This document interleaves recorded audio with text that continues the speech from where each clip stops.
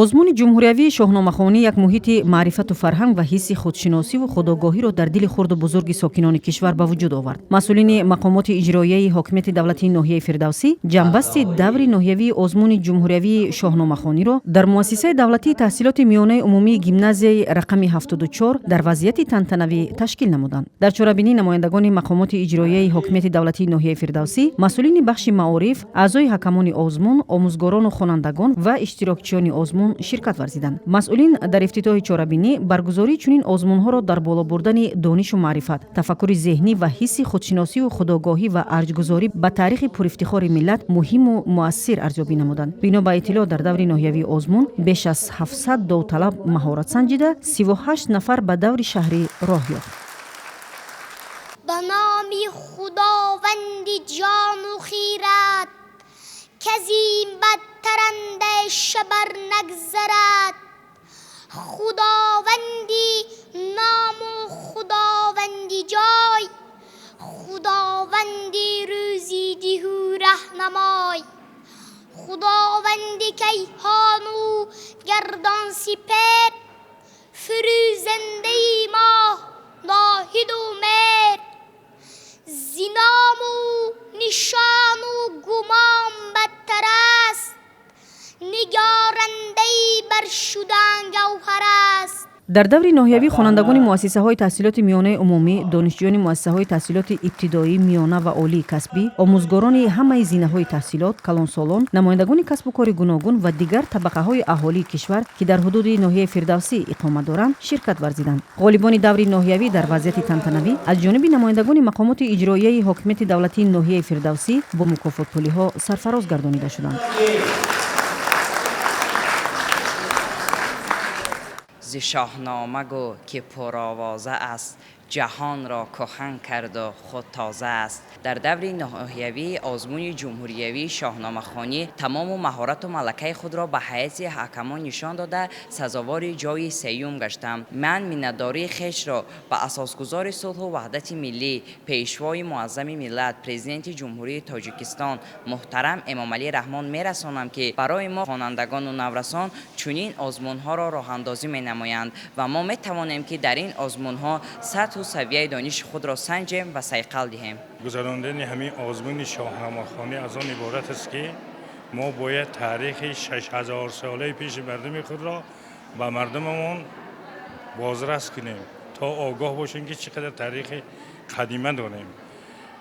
در اینجا که من این آزمون شاهنامه خوانی شد، من در نزد خود وظیفه گذاشتم که یکی از شاگردان را تیار کرده در این آزمون اشتراک میکنه و جای سزاوار را باید بگیره که در حقیقت مهنت کرده ما برباد نرفت و خواننده صنف B که من تیار کردم در آزمون جای اول را اشغال کرد. маҳфилҳои шоҳномахонӣ дар замони истиқлоли давлатӣ бо мақсади таҳкими худшиносиву худогоҳӣ, ҳифзи марзу бӯми кишвар, эҳёи анъанаву оинҳои пешин, арҷ гузоштан ба осори инсонпарваронаи адибону олимони гузаштаи халқи тоҷик тавассути сиёсати адабпарваронаи президенти ҷумҳурии Тоҷикистон пешвои миллат муҳтарам Эмомалӣ Раҳмон вусъати тоза касб намудааст.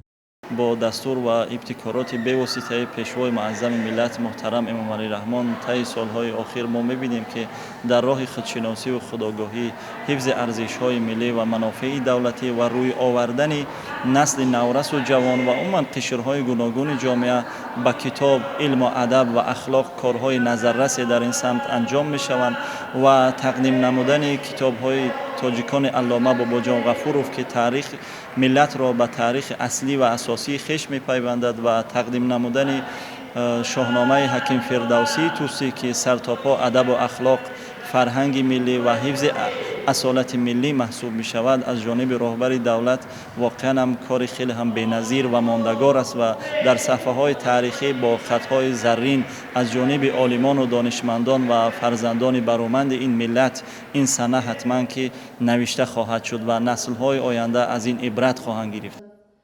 дар даврони истиқлоли давлатӣ барои худшиносию худогоҳӣ, ҳифзи қаламрави кишвар, арҷгузорӣ ба осори инсондӯстонаи аҳли илму адаби ниёгон, бо иқдоми наҷиб ва сиёсати адабпарваронаи президенти кишвар, пешвои миллат муҳтарам Эмомалӣ Раҳмон ба ҳар як хонадони сокини кишвар тақдими шоҳномаи безаволи Абулқосим Фирдавсӣ ва баргузор намудани озмуни ҷумҳуриявии шоҳномахонӣ дар соли 2026 огоҳ намудани ҳар сокини кишвар аз гузаштаи пурифтихори миллат арзёбӣ шуда, сокинонро барои расидан ба қадри бунёдкориву давлатдории дирӯзу имрӯзи сарзамин ва арзишҳои давлатдории миллӣ дар замони зуд тағйирёбандаи ҷаҳони муосир ҳидоят мекунад. аввалан барои ҷаноби президент изҳори ташаккур мекунам, миннатдории худро баён мекунам, ки ҳамин кори хуба иқдом кард.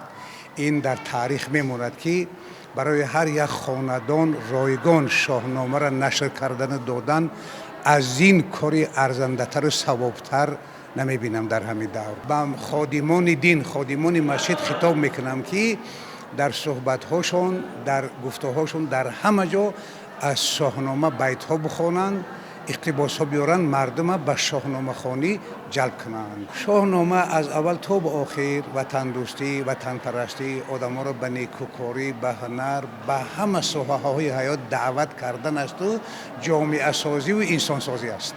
озмуни ҷумҳуриявии шоҳномахонӣ аз 4 давр иборат буда, даври чаҳорум, яъне даври ниҳоӣ, нимаи 1 моҳи декабр дар Китобхонаи Миллии Тоҷикистон баргузор ва ҷамъбаст мегардад.